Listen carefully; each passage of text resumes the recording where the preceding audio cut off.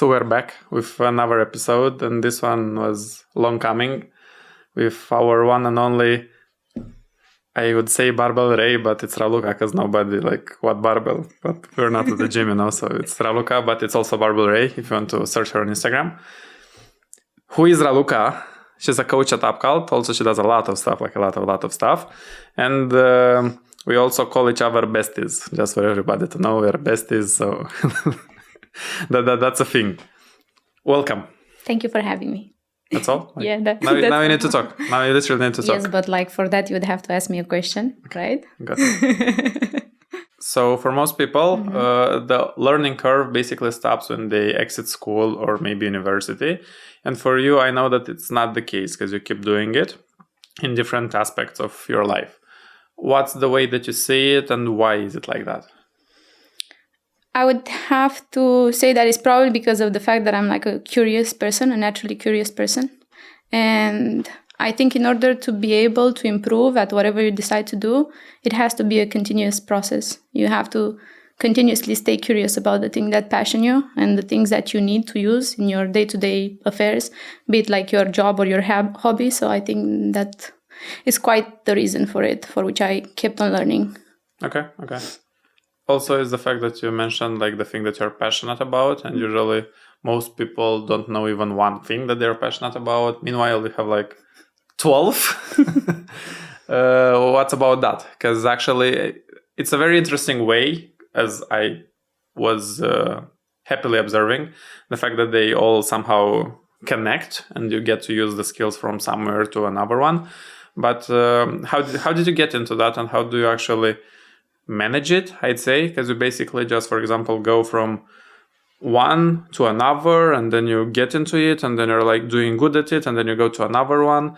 How do you actually probably discover the next one? Or are you constantly looking for the next one, or is it just a matter of coincidence? I think it kind of leaks into the next one. So for a bit of context, during the pandemic, especially at the beginning of it, I had a lot of anxiety, just like everyone else, because I didn't understand what's going on with the world and I didn't know where we're going. And in an effort to kind of calm that anxiety down, I picked up a book, which was the beginning of my learning journey as it is now. And that book is called A Short History of Nearly Everything. And it helped me a lot because it was a book about mainly the universe, but it had everything in it. Mm-hmm. And that kind of raised my curiosity about chemistry. And from there, I started learning general chemistry, organic chemistry, and now biochem. And what I observed in my process of learning these topics, it's that one thing always bleeds into the next one. Okay. So it's kind of my process for going about what to learn next. It's fueled by what I'm learning currently, right?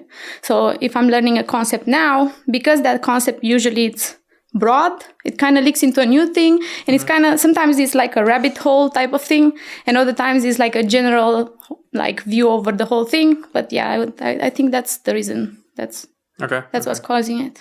It's literally going on YouTube and starting with something, and then it is your recommendation. It goes all the way to exactly, yeah, to either squirrels or something about physics. Yeah, and then from squirrels you can circle back to another topic, and it kind of goes like that, right? It's self-fueling. I think that's the prettiest thing about being self-taught, because you get to experiment and find new things as you're learning about current things. So That's actually a cool way to look at it.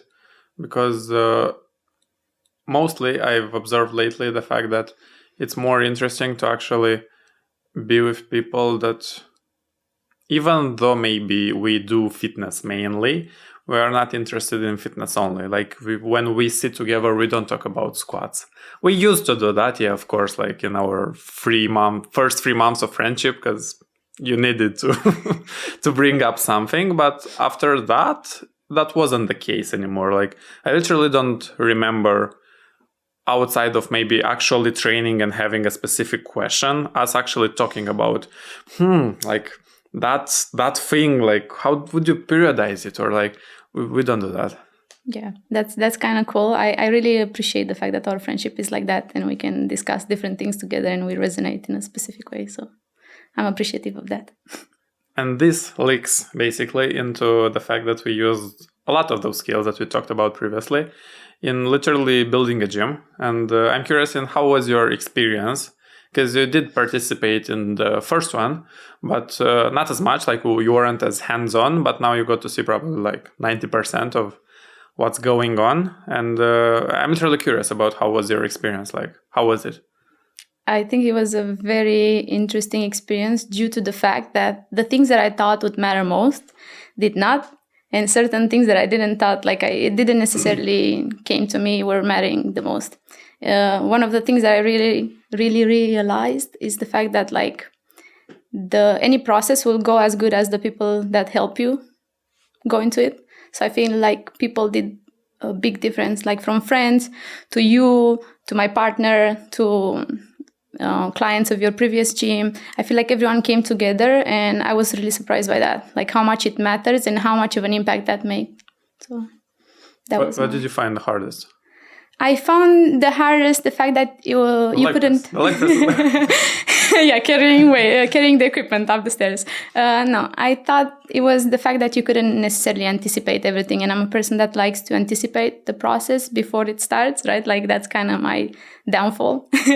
Generally, I like to anticipate how things are going, and when you're opening a business, any business, there are things that come up from all sides, and that was kind of the hardest one, that we couldn't necessarily anticipate that. And it was hard to deal with the idea that like maybe you'll open and people won't show up. I think everyone that starts a business has that idea initially. Probably you didn't, because you had the gym already. No, like kind of customers showing up, right? Like that was my biggest stress, and thank God that didn't happen. It was like better than I could expect it. So yeah, that was also a stressor for me. I was like, what if we start and like people won't know about us, you know? So, what was something hard, but what was something that you perceived as hard, but actually was very easy? Actually getting started, like when I saw people showing up, and like for me transitioning from my clients that I used to work with to new clients that I didn't know, I had like a little bit of anxiety about it, because afterwards in the first week I realized it's going to be a large number of new people, and I know people have like different personalities and different ways of working, and that was a thing that I thought is going to be harder, but it proved itself to be very easy. People like were very nice to work with, and they kind of like were very supportive of our project. So that was a thing. Cool, at least. Yeah.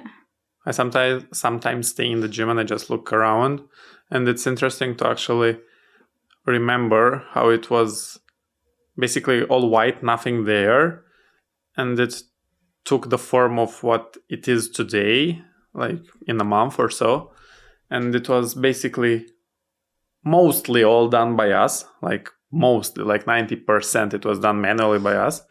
And you somehow get so used to what it is today that you even forget that it was in another way, and you don't even perceive it as a different space. Like for me, at least, it feels like the gym was always there. Like it wasn't a different kind of space there, like it wasn't used or anything. But that wasn't the case always. It was like for the last week before opening, it was literally every day we'd go there, we'd work our asses off, and at the end of the day, like, it looked the same. It looked the same, literally, until the last day it looked the same every day, even though we worked a lot. And it's not the case anymore, but that's, I don't know how you perceive it, but for me at least, it's it feels like it always was there. And that's interesting, because it wasn't. For me, it was a very empowering experience, because I realized that if you have willingness and the right people around you, you can pick up your stuff and go anywhere else and start it all over again. Because I realized it wasn't about the flooring or the equipment or like the lights or other things. It was about the fact that if you're surrounded with the right people, you can go anywhere and start it all over again. And you can do pretty much everything yourself if you put your mind to it, And the fragmentation of a larger piece into smaller things and getting it done day by day, like one day flooring, the next day painting and stuff like that, showed me that any project, you can actually pursue it and get it done, So that was also a very interesting experience. For sure. What's the most misunderstood thing about male versus female training? That females need to get special treatment because they are females. So we are equals, basically. I'm not saying that we're equals, because you have the clear advantage of being usually bigger than females.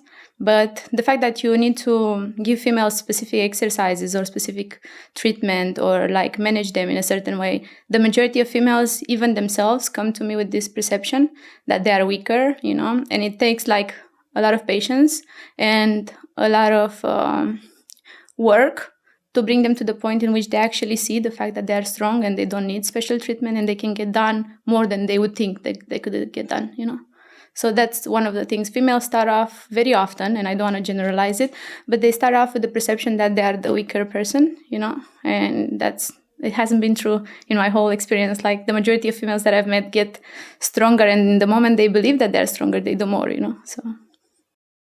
A while ago, like 3 to 4 years ago, a female client mentioned to me that one of her male friends told her that she bench presses too much, and I was like, lady, your male friend actually bench presses too little. Yeah, that's not the problem. That's not the problem. Like it's it needs to be the way around. Yeah. Certainly. Yeah. I think it's a matter of skill. And you have to take into account the fact that females generally have a different anatomy and they have a different body weight and they have different interests, you know. If females would manifest more interest into specializing a specific exercise, maybe they will do better at that. But generally they don't have the interest for it also, and you have to account for that too, right? You can say, oh, male generally bench press more than females. Yes, because females don't have the body weight, they don't have the anatomy, they don't have the interest. There are a lot of things that females don't have because of the way females are, right? But if they would show interest in it, you could argue that there are females that could bench press more than the average man, right? So also there is this interesting I can't actually say for sure because I don't have the stats for it, but there is a lot of male, how do you call it, male advice into this whole female kind of training, even though there shouldn't be like a compartmentalization of it. And it's not like male trainers can't offer proper advice, like I'm a male trainer and I can't do that, so it would be ironic. But the whole idea is that usually there is some guy he's a glute builder and he hasn't RDL'd in his life and he's like, I know the key to your glutes, or like, and usually it's very, very, very in a very polarized way somehow. Like it's always this is the only way. Like you should listen to me because you are special. Everything that you mentioned before, like this special little kind of thing that needs this exact approach. Because if not, sorry, but hypertrophy is not happening. Yeah, that's actually a problem. I don't know if it spans out of ignorance or what's the maybe lack of education. But if you know your principles and you understand the basics behind training, there is no reason to give female-specific treatment, right? Unless there is you take it a case by case and that female needs specific advice, right? Because injury, because expectations, because needs, because of other things, then yeah, maybe it would make sense. But I feel like an educated trainer, both female or male, would understand how to deal with that, you know, and would not offer like cookie cutter advice, right? Just because it's a female in front of him. So I'm going to be smart now because I'm thinking about our social media kind of thing. Let's talk hip thrust really quickly. Like, what's your take as a female on it? I've stopped doing hip thrust a while ago, not because I don't see the value of the movement, but because I think when it comes to the general goal that females have, there are other things that you could use, right? Like there are other exercises that you could use that would give you maybe better of an outcome, and it would also be more functional, right? So I'm not necessarily a fan. I'm not against hip thrust, but I'm not a fan of it either. I'm neutral. If you want a hip thrust, we're going to hip thrust and we're going to learn the motion. But yeah, I don't necessarily plan it anymore. So, what would you replace it with? I wouldn't necessarily replace it. I would rather, like, if you think about it in terms of exercise selection, I would probably focus more on lengthening exercises. I think the research shows that that's better also, and I've seen better results with it. So I would replace it with other patterns that work lengthening. Okay. Because literally it's this movement in which, but it's the whole, it's the human nature basically. How do you call it? It's human nature literally in the form of exercise, because it's everything about sensation and it's nothing about how it actually works, because they feel the muscle and they're like, yes, that's what I want to do. But they don't take into account the fact that that's not a very loadable position. It's not a very comfortable position. It's not even like the best way to load the muscles when we're talking about like lengths, which part of it you want to do. So yeah, it's you'll get different opinions basically on it, but we stand by, if you want to do it, like don't listen to us, but you might get more dividends out of our exercises. Truthfully. Yes. Also, nutrition-wise, because Ralu also is good at that, but we'll get into this in another podcast because it's a lengthy subject. Why do you think that the average Joe or Karen gets so problematic about it? Is it like the fact that it's actually so hard to do it? Like, is it like a hard system to implement? Or is it more the fact that we have so much disinformation and the lack of education prior to actually getting to do it? I think it's a very complex topic. I wish like we could pinpoint towards one thing and see, okay, this is why a lot of people have problems. And you will see that a lot in social media. You're going to see people telling you it's because of sugar, or it's because of like low protein intake, or it's because of that or the other. But from my experience and from the experience of other people that I've been observed to, it's a very multifaceted problem, right? The majority of people that I encountered, specifically people that have like serious problems with their weight, it's usually the fact that they lack a support system. They lack the education, how to make better decisions. They have very stressful lives, or they went through very stressful life experiences. It's very broad. It's a very broad scope, right? So I think it's really multifaceted, and it depends on the person in front of you, you know. Okay, that's a very interesting answer.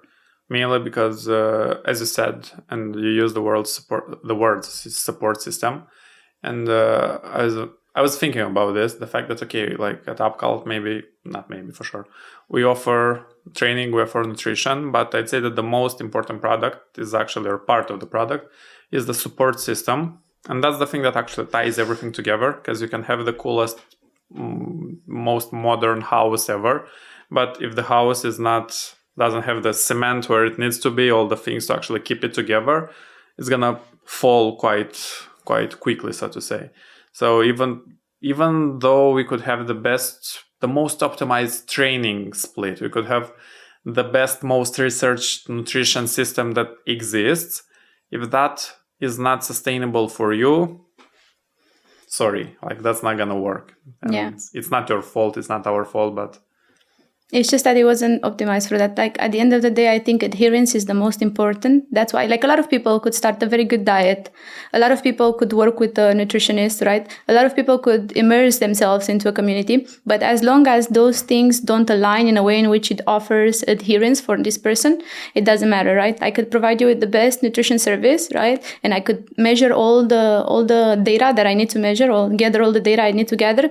If you're not going to have adherence to that diet, it doesn't matter, right? You're still going to have a problem, right? If you can do it for a week or a month and afterwards you have to stop it because of different factors, then in a sense it failed. The whole thing failed, right? Because you didn't have adherence to it. So yes, I think support system matters a lot. I think a lot of people start with the belief that they won't be able to do it.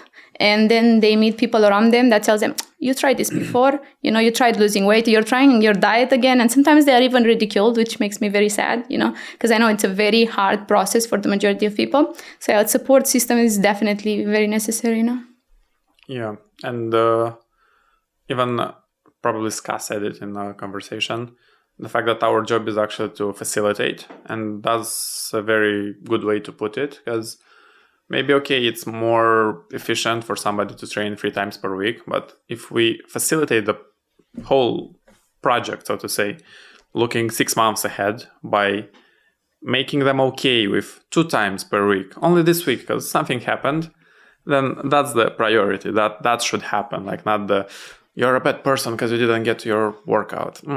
That's maybe not the thing that's gonna get them to the whatever they think the dream body is. Yeah, that generally gives me the ick, specifically within the nutrition community or the specialists in this domain, is the fact that they encourage people to associate different foods with good or bad.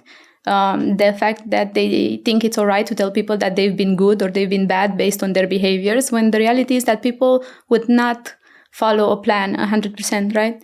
They will have moments in which they will, because of stress or because of life or because of even social gatherings or events, in which they will not do good, And I had very often the experience of clients coming to me and telling me, I need you to tell me that I did bad so then I can change my behavior. And it's never my job to tell you that you did bad, because I don't think you did bad. I just think you had one event, and if you manage to get over that event and the next day pick up and follow your plan again, then it's great, and my job is to support you to get over that and get back to work, right? So yeah, and it's literally applying the definition of learning, because learning presumes the fact that after a certain behavior occurred, you actually got the feedback and you changed it. Exactly. So the behavior itself is not necessarily good or bad. You just need to take the feedback and change whatever needs to be changed. Exactly. So it's just adapting towards the goal, so to say. Yeah. I feel like even the fact that we consider that consistency, it's showing up and doing great every single time. I think that the problem starts there too, because consistency is being able to return to the pattern, to the habit, of the habit that you're trying to build, right? It doesn't mean that you're never gonna mess up, right? It means that you find within yourself and within your support system and, within this process, you find the strength to return back and try again, So, yeah. Another idea that just got to me is the fact that you actually got front seats at my pivot point with my nutrition. How would you describe that? Because I know from my perspective, like I changed a few meals here, a few meals there. I know that I feel better, all that kind of stuff. But how would you resume it from your perspective as somebody that actually worked with more people and you got to saw different behaviors and you have terms of comparison, basically, if you want to do that? I really liked the approach Ska had with you in this instance. Okay. The fact that he gave you a small task initially and he's like, okay, because I think he knows that you're very regimented. Mm-hmm. And to change your whole regiment would have been a bit hard, but to change one small aspect of your regiment and then try to build on that, I thought that was a very interesting strategy. I'm thinking about approaching that too with certain clients of mine. But yeah, I saw you starting from one meal, and that meal, because you did the effort to cook, spanned into 2 meals, and then you're like, oh hey, how can I improve this meal from a nutritional point of view? And then you add it on top of that, and then you added a snack to it. And I really liked this build up of events. Instead of telling you, okay, Marius, from tomorrow you're going to change all of your meals, to, okay, start by cooking one meal for yourself, And I really thought that was a very interesting to observe, So it goes back to the fact that people follow and function differently, right? Certain people would like to have a whole meal plan and like to follow it regimented like that. And certain people function better by being told, okay, let's start with replacing one meal. Can you do that? And you do that for a little bit of time, and then you kind of gain trust within yourself. Okay, I can do this. Let's see what I can change next. And it kind of builds up. And I thought that was very interesting. Especially because it was something very gradual. And it took probably 4 to 6 weeks to get to the point where we are now. And just for context, it wasn't something in terms of weight, or because that wasn't the problem. It was more of and I wouldn't even call it quality of food. Maybe you can put it better. What was the actual problem with the previous diet? I think it was mainly... It was just shit. Remember, we don't categorize. You could have made better decisions that would have supported your very active life and your very busy life even outside of the gym. And I think that's what this gave you, right? Okay. It gave you a strategy on how to make better decisions, It kind of called you back to the fact that, okay, I need to give myself a bit of attention to, I'm giving attention to my business and to the people that I work with and stuff. And I thought that was also a very interesting thing because, let's face it, you're not a person that struggles with their weight, right? And I know you're trying to always optimize your workouts, and I feel like that's what happened too, So it was a different approach again, a different person, different approach, right? Yeah, totally. Coming back to talking about a bit more woman things, so to say. What did you learn in your experience until now with working mainly with women? And that doesn't need to be addressed only into the fitness side, so to say?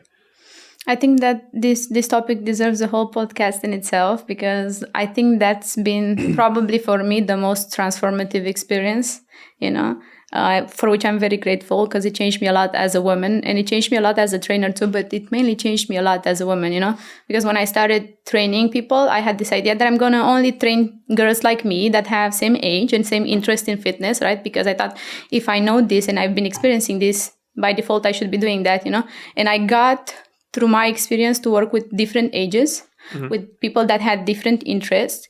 And, that's this too. You're there to offer education on how to perform better the exercises, on how to better select them. But you're also there to listen to the people in front of you. It's kind of like a 2-for-1 type of thing. And from the females in my life, I learned so many things. That's why I think it deserves a podcast in itself. Would you name one that actually, or not one, like go for a top 3 or anything that actually stood with you or maybe changed your mind the most or the way that you think? I think the one that always kind of brings me to tears is it's been fundamentally changing my perspective over stuff. It's my approach in working with people that are overweight to obese.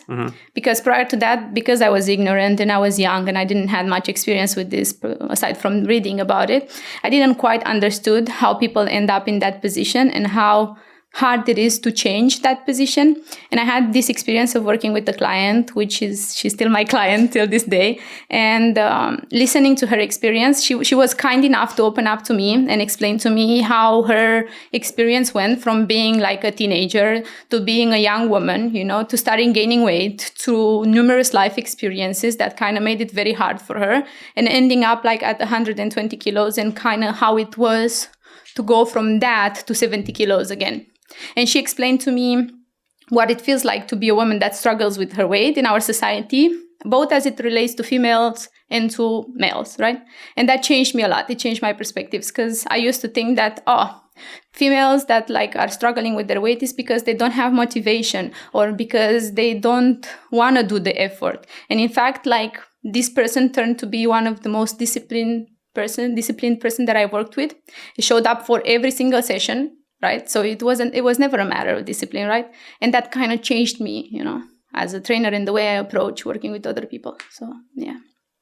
There is, you probably know his face, maybe even his name, Will Tennyson or something like that. I heard about it. Also a YouTuber, and the whole idea is that he made this experiment recently in which actually there are these obese suits in which people actually use for all kind of testing to actually be able to different situations and to be able to understand what the needs are. And he actually wore such a suit for a whole day and just going through his normal schedule.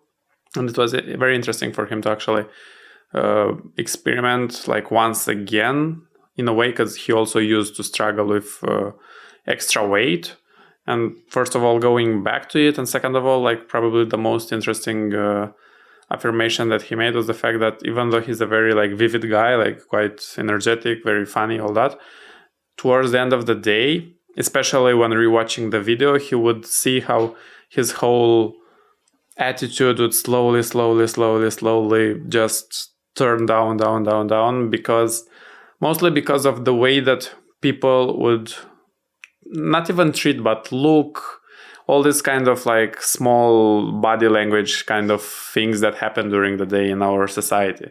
And that's at least an interesting thing to take into account when talking about this. Yeah, it has been my experience too, observing this client of mine that went from a very high body weight to 70 kilos and being very fit, probably the fittest she's ever been, and probably the fittest person in her group too. Because as I said, she never missed a session. She was there all the time and working very hard. And I saw her perception over the self improving. I saw how the perception of her friends over her changed, because meanwhile, at that point, the friends were used to her as being the overweight friend, right? And they categorized her in that, they put her in that little box there. Her changing her perception over the self changed her behavior. And then it kind of got a response from her friends too. And that was very interesting to observe. But it's a very large pressure that people feel from the outside. And I'm not saying that they shouldn't feel any pressure, right? But it's probably not the best approach if we're trying to actually help, right? And for me personally, think about it this way. I started working out when I was 17. My highest body weight was like 10 kilos, about my weight now. So I've never actually been in the position to be able to say, okay, I experienced this. But I'm really grateful that I got to experience this through my clients. And yeah, that changed me a lot. So I'm really grateful for it. Yeah, it's a very, maybe interesting is not a good word, but it's an interesting way how like us, the people that get to help other people usually lose weight and all that kind of stuff. Not a lot of us actually went through the process itself of actually being there, understanding how it feels. And yet a lot of fitness, I won't call them practitioners because they're not actually practitioners, get to be the loudest about it, basically. And because like we go through a process, but it's a different process when you start okay and you get to good than when you actually need to go from a point of you're not really at least okay with yourself and you need to get to baseline, not even to good, just to baseline. Yeah. I think we have to remind ourselves that like, okay, yes, we're putting in the work, but we're also very privileged. We're privileged to having had the opportunity to work out early, to have the interest to work out early, to see the importance of working out early, to see the importance of addressing our diet early. We're privileged to be able to support those habits, right? Like, I think it's important to remember that, right? And this is not me trying to find excuses for people for why they don't do the workout, why they don't take care of themselves. It's more like acknowledging the fact that I've been privileged to not be placed in that position. And I think the fact that we get to work with people from different backgrounds should be actually a learning experience, as opposed to, okay, let's take these people and demonize them and kind of make them feel bad about themselves every session so they continue paying us, which is a thing, unfortunately, that I've seen in a lot of gyms, right? So, yeah. It's also playing on the people's strengths, so to say, because more often the person that's a bit more overweight, she or he is going to be stronger.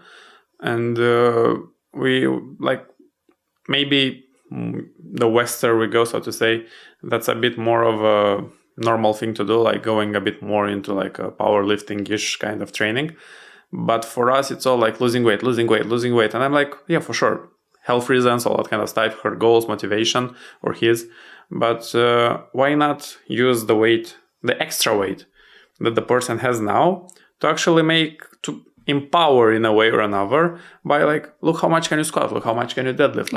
Like that's cool because you're gonna outlift a lot of people very easily, and that's actually like very ego boosting. So that's something to actually play into their advantage versus like 1 more hour of cardio. Like who wants to do that? Like if you want to do that, do that.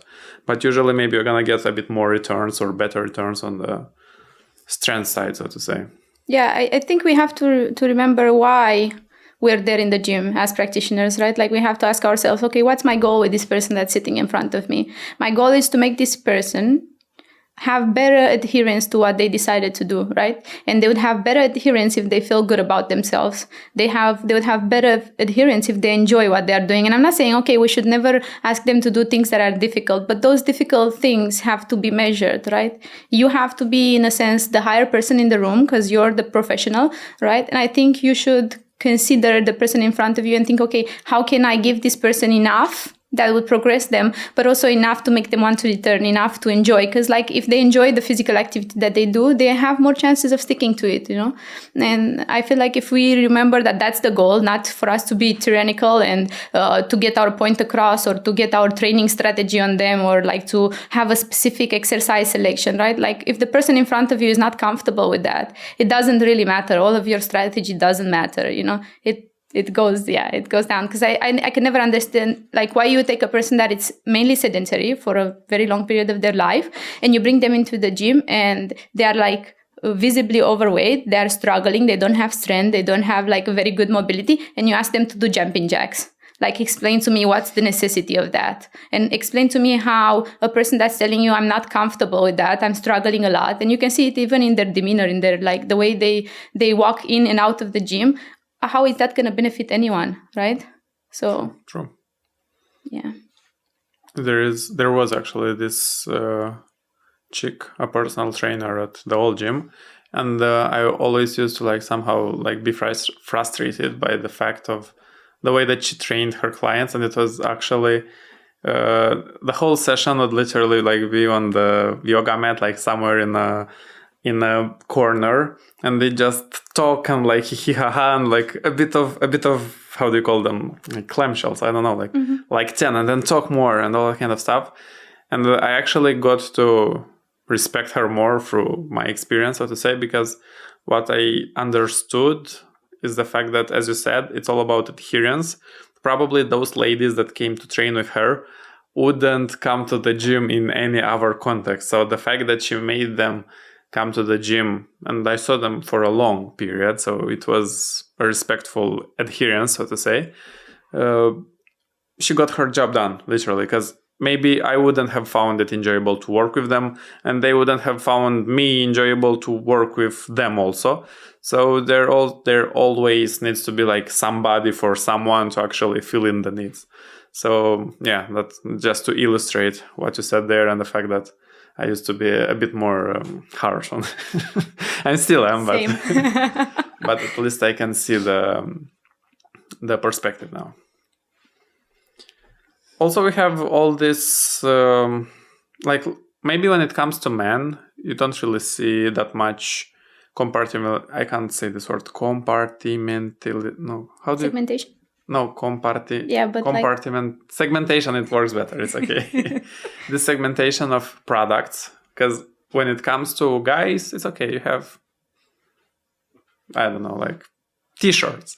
When it comes to girls, it's like anything that exists can be only for girls. Like literally take a product that I can drink, you can drink, Marius there can drink, you put it for girls, like just try it for girls, and it's another product. And this is happening for like since everything was created, I think. I don't know, like, do you see the argument for it, or like why is this happening? Because you're a girl and maybe you know more. I think it's kind of like the evils of marketing, right? If you want to call it so. I've been fortunate enough to have like studied before marketing in the context of my prior education as like within economy, right?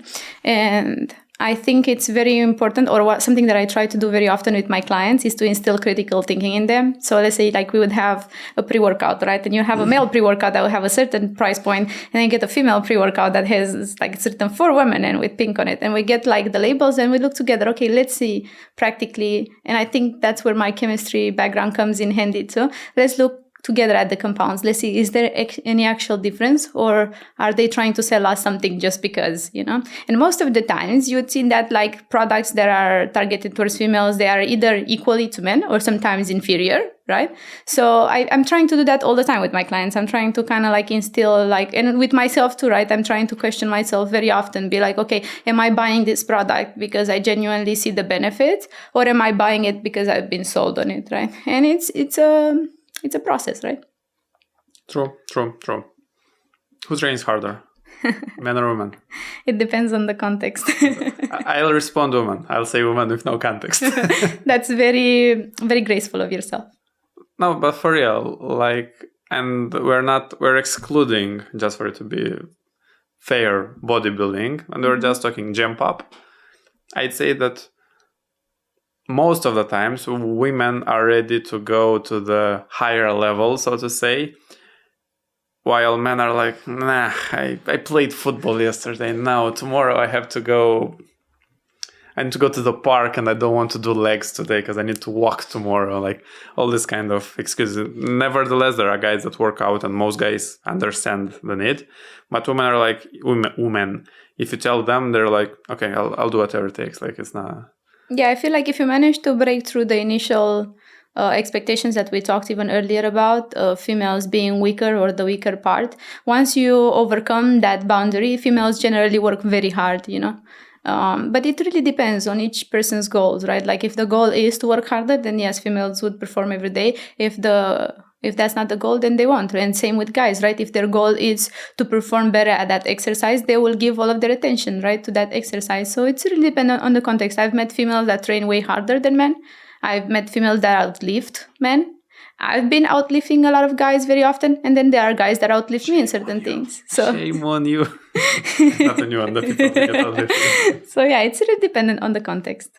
I was literally squatting like 3 weeks ago because I just got back into like low bar squatting, and I know that my last 1 rep max is like at 180 kilograms, and now I'm just I was going then actually through 130 or something like that.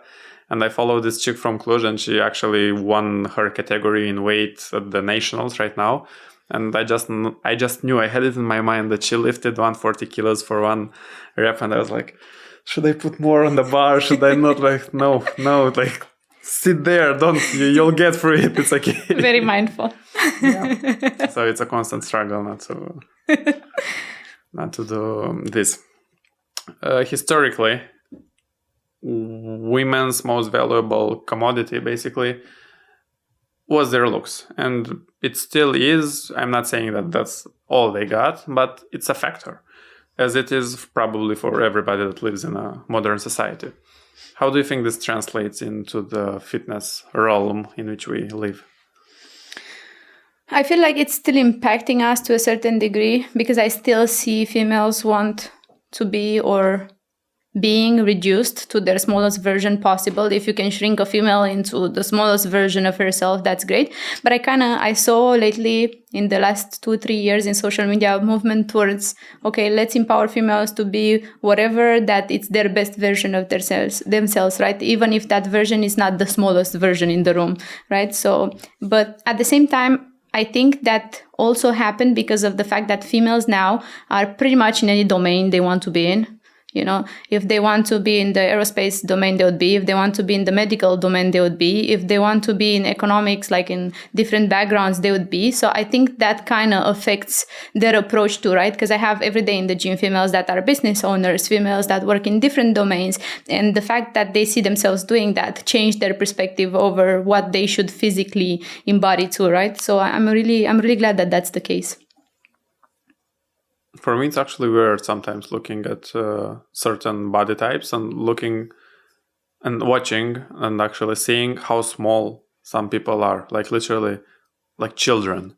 Like it's too, if you just sit and watch a bit, like it's too frail. It's almost, and again, not in a derogatory way, but it's just the fact that is not, when we're talking about how could you survive in case of something, that's not good. You'll probably want, like, that's not survivable in any kind of more extreme context. Yeah, I see the point of that. Even in the context of longevity, if you think about it, like let's say that maybe your goal as a smaller woman, it's not necessarily to, increase your body mass by that much or increase your muscle mass. But if you approach it from how can I have the healthiest body for the longest time, you could have a different approach at it, right? And that would actually improve your quality of life now, and it would improve your quality of life over 40, 50 when it actually starts to matter, right? That's when you actually see differences between females, that kind of exercised for a while and females that didn't, right?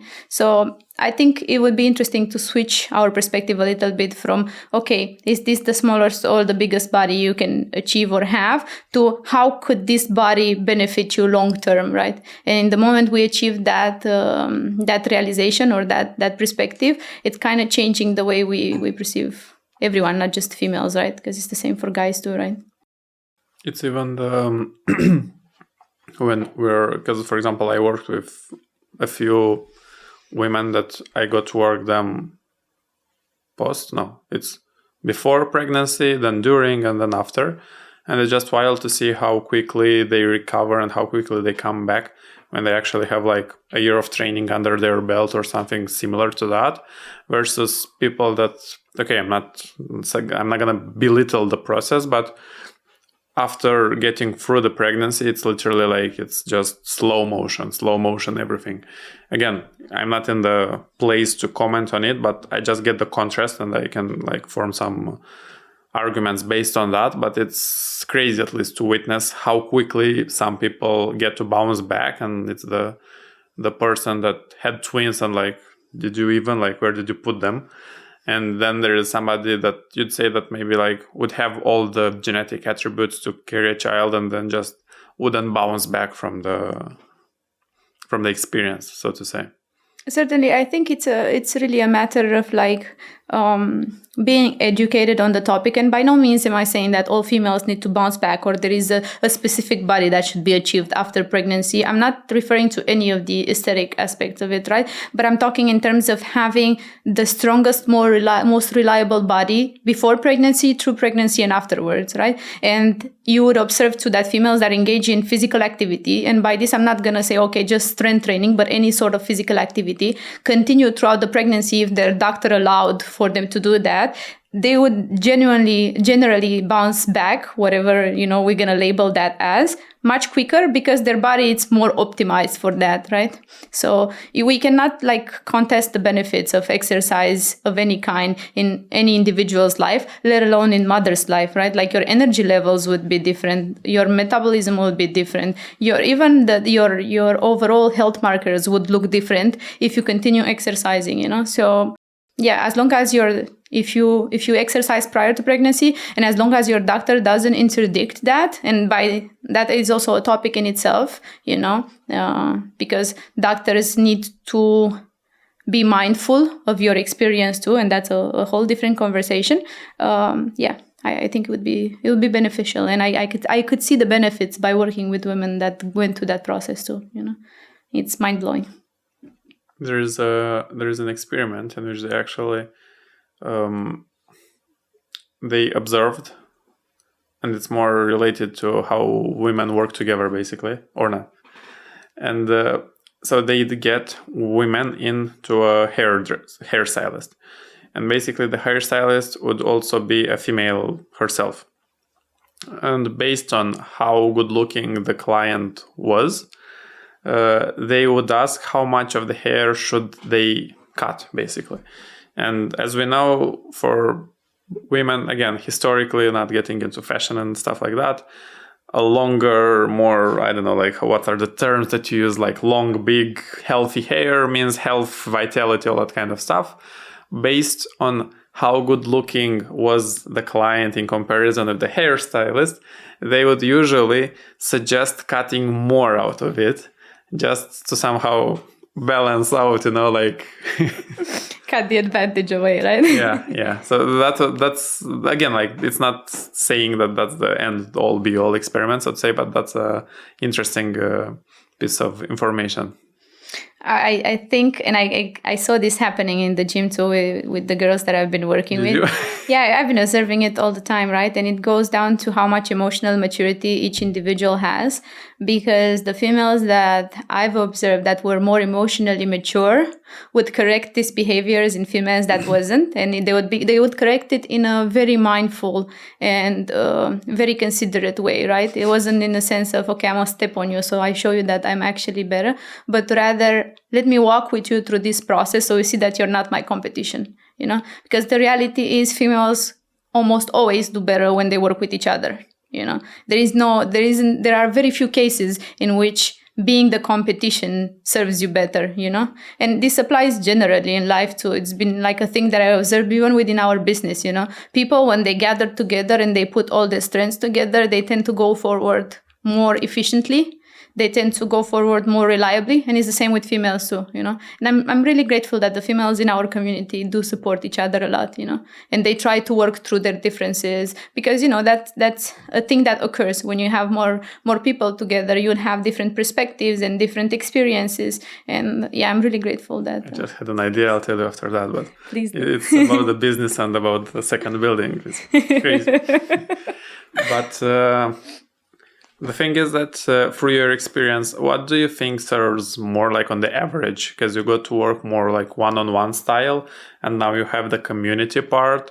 Which one would you prioritize, so to say, for most people in the context, okay, we want to get fitter, healthier, and to actually feel supported? you remember that at the beginning of our collaboration, I was very imminent on doing one-on-one training because I thought that that is the most effective way of training in terms of what you could provide for a client. But having had the experience of working with females in groups, I have realized that is actually most of the time a very good option for a lot of people. Not only because of the fact that they get to get their workout daily, but because of the boost in energy and because of the community that is created around them and how much that supports them to, again, returning to the same topic, have better adherence, right? So I've been observing people building friendships with each other, and I've been observing those friendships facilitating more effective workouts. Effectives in the term that you would come maybe one day at the gym and you're like really tired of your work or tired of what happened outside of it, and you leave like energized because you've met with the right people and you did something for yourself, you know? So I've changed my perspective over training over time. I think group training definitely have their place, and yeah. How do you explain to the male side, to me, to all the other guys that are watching, how does this thing works in which like you literally see each other like 20 minutes ago and then you meet again in the gym and they're like, hey, like let's hug and let's kiss and like... It's a girl thing. Like, why does that occur? Like what's the... I think that's females' way to bond with each other, you know? Meanwhile, I think usually men do that too, but not in such a social context. And sometimes they oppress that need to do that. For whatever reasons, maybe socially it was more acceptable for men to behave a specific way. And for females, that was never like an imposed boundary. But I genuinely feel like females express themselves that way because, you know, girlhood. Girlhood. Okay. This is a new word, girlhood. How did your approach change through the years? Having had started as a person that thought is going to work only with females that strength train, who have a specific goal in mind, you know, that have a specific age and they want to achieve a specific body type, that changed a lot through my experience. Like my first client, I will never forget, was a 53 years old lady that was working as an accountant. Bless her, you know, because she had great mobility, great strength. But she was suffering of a condition that didn't allow her to lift a lot of weights. And she taught me so many valuable lessons through our collaboration. She taught me that the client in front of me matters more than my ideology over what training should be, you know. Taught me, again, the fact that adherence is the most important thing. Taught me human relationships and how to empathize with people. So I've been blessed enough to experience with a lot of female, have a lot of experiences with a lot of female and change my perspective a lot, you know. Like kind of develop a more complex way of looking at it. So yeah. And for that, I have the females in my life to thank, clearly.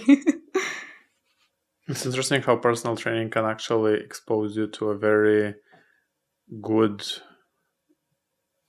environment in which you can actually learn if you have the desire to and the eyes to see and the ears to hear. Most people don't, like, and I'm not gonna lie, but that's actually like, I keep thinking about other jobs, and there for sure are, but I think that the diversity that it offers you, like the amount of people from all kind of backgrounds with all kind of ideas and goals that you get access to, like on a very personal level, without any, you're literally the boss, like you're literally the boss of some bank director which like works for 45 years there and has all this knowledge, and you can boss him around. Like, not that we do that, but it's how the dynamics has shifted. Exactly. Yeah. It's very interesting to me, because if you think about personal trainers and their perception over their job, it's kind of been seen as the lesser type of career. And I don't know why is that the case, because I can't imagine any other industry, me personally, I can't imagine it, in which you have such a low barrier of entry to meeting so many interesting people and building so many connections. Aside from the development that you are having as an individual, because you interact with different characters, with different moments in their life of these people, right? I can't imagine building more connection in an easier way than you do like this, you know? Like, as a person who has a starting that was roughly modest. My parents were never like rich. They never engaged in business. They never had any connections. I had to build up all the things that I did by myself. Having the opportunity to work with these people and see them in different contexts it's unimaginable. So I don't know why we don't perceive that as what it is, which is more, I guess at the end of the day, it goes to, it is what you make of it. If you're going to take yourself serious and you're going to treat it as a professional, you would be perceived as a professional. So I hope that the narrative will change over time, because it's certainly a career full of opportunities. For sure. Is there any piece of advice that you'd offer anybody that's, I don't know, struggling to achieve or to change or to get to where they want, fitness-wise at least, so that we keep I think it's not just fitness. It's been a thing that I observed by myself in my own experience. And that is like through learning something that I thought it was unachievable to me. And that is anything that has to do with science, because I didn't have the background in this. And science is not something you can open the book in the middle and be like, okay, I'll read here and I will understand without any context, right? Something that served me very well was to take a bigger problem and segment it into very, very small units.